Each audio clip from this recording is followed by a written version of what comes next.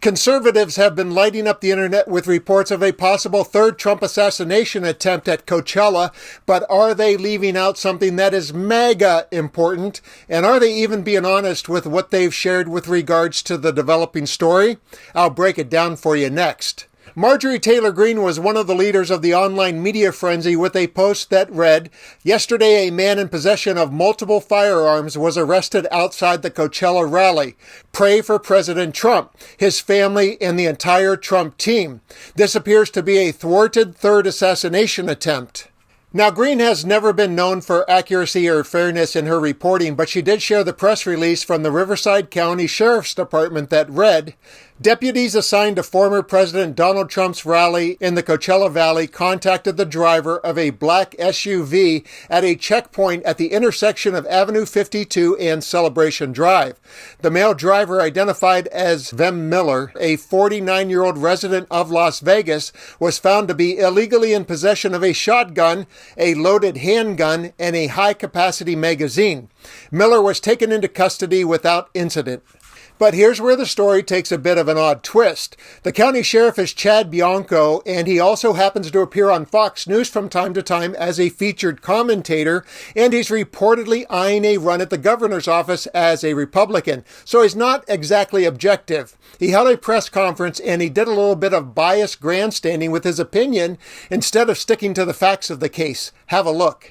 Intentions were getting there. What we do know is he showed up with multiple passports with different names, an unregistered vehicle with fake license plate, and loaded firearms. If you're asking me right now, I probably did have deputies that prevented the third assassination attempt. So this is what I'm glad of. This is what I am very glad of. I know that the presence that we had at the rally with deputies, with snipers, with counter snipers, and Secret Service snipers and counter snipers.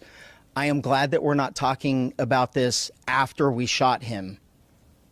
We get to talk about it before, and no matter what, it's all going to be speculation about what his intentions were getting there.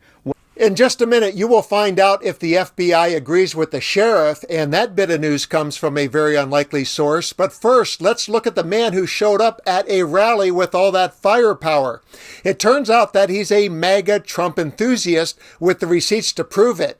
He is reported to be a registered Republican, and check out his unearthed photo collection that is a Mount Rushmore of MAGA. Roger Stone, Steve Bannon, Stephen Miller, and the Coachella featured speaker and Trump fanboy, Dennis Quaid.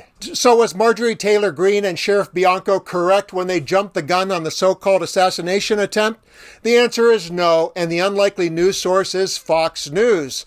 Their national correspondent, Bill Maluzhan, tweeted, "Sources close to the Trump campaign tell Fox News there was no assassination attempt against Trump at his Coachella, California rally yesterday. We're told a man with a gun was arrested at the perimeter of the event without incident."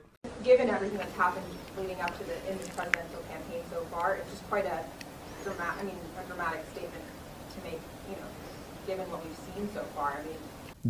A dramatic statement for me to make? If we are that politically lost, that we have lost sight of common sense and reality and reason, that we can't say that, holy crap, what did he show up with all of that stuff for and loaded guns, and I'm going to be accused of being dramatic? We have a serious, serious problem in this country. So this is now the third assassination or assassination adjacent story that A, involves suspects who appear to have Republican ties. What's that all about? And B, the other commonality is MAGA Republicans have a strong need to fill in the blanks before the stories unfold, which if unchecked will surely lead down a deep state conspiracy rabbit hole. It's a very predictable pattern. Everyone knows that Donald Trump campaigns on fear, and his themes often have violent undertones, and his rhetoric is meant to divide. It is no surprise that people like Vern Miller could enter his orbit, circle waiting for the next delusional signal, and eventually spiral out of control and crash and burn. And to take the space metaphor to the next level, Donald Trump has undeniable gravity, but sadly he is a black hole. He is void of human decency, and he swallows the minds of people who are easily influenced. That's the bad news. The good news is, once he is gone from the political landscape, we can hope for a shift to happen. These nuts will go back to being slightly eccentric instead of unhinged threats inspired by the dark force that is Donald Trump, and humanity will be in a better place. My name's Dan, thanks for watching, and let's continue to occupy democracy together.